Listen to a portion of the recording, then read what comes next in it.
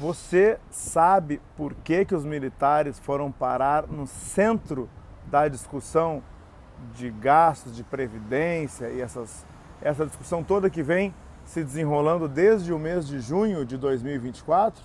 E aí vem redundando aí nas palavras trazidas pelos ministros do Palácio do Planalto, ministro Fernando Haddad, ministra Simone Tebet. Várias pessoas disseram, foi o ministro Fernando Haddad que começou tudo isso, foi a ministra Simone Tebet que começou tudo isso. E aí lá atrás, em junho, o presidente da República nos disse que não queria mexer com nada dos militares e agora ele vem voltando atrás. Tal é a pressão da sociedade civil e desses ministros do Palácio do Planalto que querem modificar direitos dos militares. E quando eu digo modificar, gente, é tirar direitos dos militares e pensionistas militares. Eu vou trazer para vocês aqui um trecho do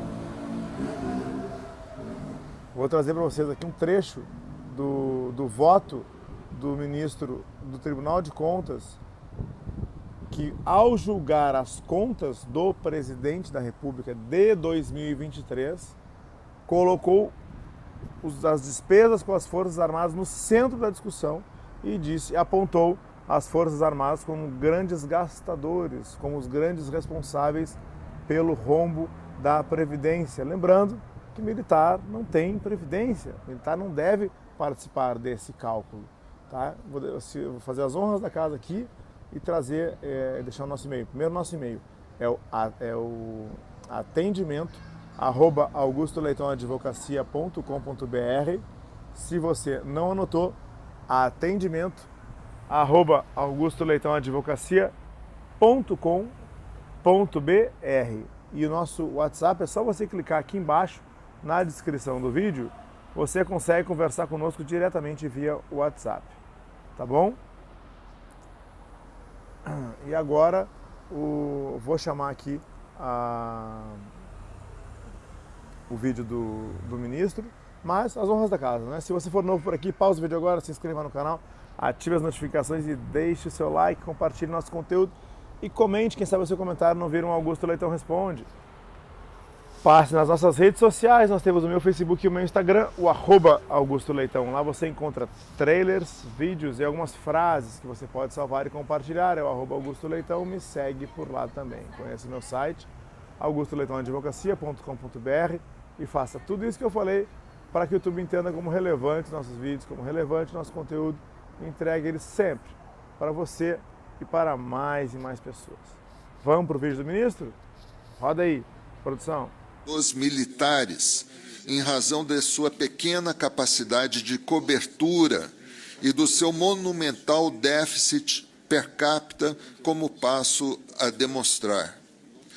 Enquanto a arrecadação do regime geral de previdência foi capaz de contribuir 65% de suas despesas e o regime próprio dos servidores públicos 42%, o sistema dos militares arrecadou apenas 9 bilhões de reais e gastou 59 bilhões de reais, perfazendo a extremamente pequena proporção de 15,47% da despesa que causa ao erário.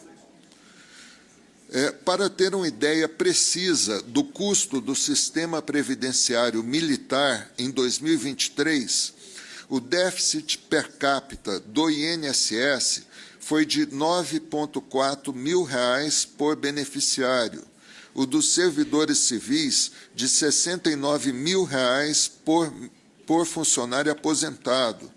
O dos militares atingiu um montante de R$ 159 mil per capita por cada beneficiário do sistema.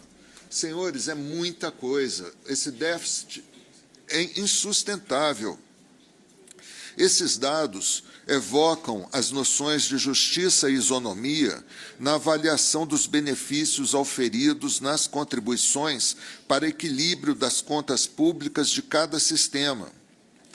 Desde a promulgação da Constituição Federal de 1988, foram realizadas 7 reformas das regras previdenciárias e cito minudentemente cada uma delas, para concluir com a afirmação de que, enquanto houve um corte visceral na carne para os empregados do país e para os funcionários públicos, em relação aos militares, eles foram praticamente intocados.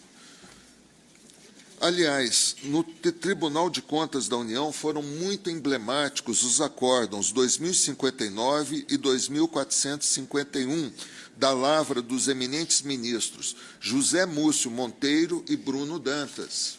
Os dois trataram profundamente dessas questões. Também o acórdão 684 do ministro Anastasia, que firmou entendimento sério acerca da natureza atuarial das despesas pós-emprego com militares. Então, graças aos muitos avanços em andamento, foi possível, aliás, foi um esforço ingente do Tribunal de Contas da União para obter os dados acerca dos militares, até então desconhecidos, chamando a atenção para o imenso desequilíbrio das vantagens desse sistema de proteção dos militares. Para se ter uma ideia, apesar das reformas que tentaram se implementar, está ocorrendo lenta redução desse sistema de proteção dos militares, sendo que entre 2022 e 2023, a queda foi de apenas 1%. Por sua vez, a taxa de cobertura interna das despesas do sistema subiu 5,4% em 2019 para 15,5% em 2023, que ainda é muito pouco em relação ao total das despesas. Exemplo emblemático em relação a esse sistema de proteção dos militares é a pensão vitalícia para as filhas solteiras, que é um privilégio exclusivo do sistema militar, imensamente criticado pelas distorções e situações fictícias que ainda hoje induz. A pensão vitalícia para as filhas apenas foi extinta para os militares que ingressaram na carreira a partir de 2001. E as projeções indicam que até 2060 o governo e a sociedade continuarão a arcar com os custos de tal apanágio. Também, de acordo com as regras vigentes, ainda não existe contribuição para a inatividade dos militares e as alíquotas que pagam para as pensões são menores do que as dos servidores civis, 10,5%. Em contrapartida, a remuneração da reserva conta com integralidade e paridade, sendo que, em alguns casos, pode corresponder ao do grau hierárquico imediato ao da atividade. As idades máximas para a passagem para a reserva variam de 50 a 70 anos, dependendo do posto ou graduação, sendo que nos regimes previdenciários a idade mínima é de 65 anos. Quanto a outras vantagens do sistema de proteção militar, o Tribunal, no âmbito de representação da lavra do Ministério Público, está a avaliar se ainda tem amparo no ordenamento jurídico vigente o pagamento das pensões decorrentes do Instituto de Morte Ficta, segundo o qual o militar que sofre a maior das penas na carreira militar, consistente na perda do posto e da patente em razão do cometimento de crimes, crime comum ou de grave infração disciplinar, institui, ainda em vida, a partir do desligamento das Forças Armadas, pagamento de pensão aos seus beneficiários, ou seja, comete crimes e institui pensão para os familiares. Terminando já, independentemente de haver ou não amparo jurídico, trata-se de premiação por má conduta que não encontra paralelo nos casos de demissão de empregados e servidores faltosos dos regimes de previdência. Também deve ser avaliado se a evolução tecnológica e das ações de inteligência ainda permite considerar adequada a significativa diferença de idade para a inatividade entre os militares e os servidores, de 15 anos, que ainda persiste.